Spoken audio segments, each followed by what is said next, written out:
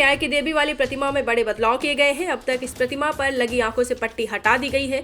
वहीं हाथ में तलवार की जगह भारत के संविधान की कॉपी भी रखी गई है।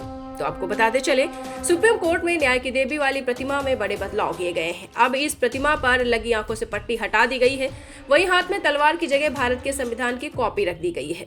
सुप्रीम कोर्ट के सूत्रों का कहना है कि यह नई प्रतिमा पिछले साल बनाई गई थी और इसे अप्रैल 2023 में नई जज लाइब्रेरी के पास स्थापित किया गया था, लेकिन अब इसकी तस्वीर सामने आई है जो वायरल हो रही है।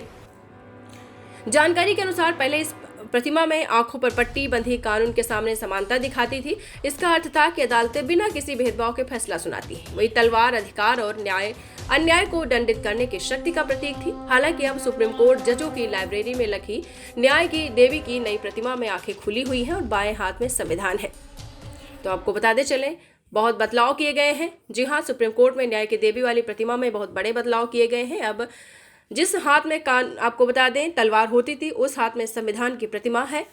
प्रधान न्यायाधीश DY चंद्रचूड़ की अगुवाई में सुप्रीम कोर्ट और न्याय व्यवस्था पारदर्शिता की ओर कदम बढ़ा रही है। लगातार इस संदेश देने की कोशिश हो रही है कि न्याय सभी के लिए, न्याय के लिए समक्ष सब बराबर हैं, सारे लोग इक्वल हैं। अब न्याय की देवी के एक हाथ में तराजू और दूसरे हाथ में पुस्तक है जो संविधान जैसी दिखती है।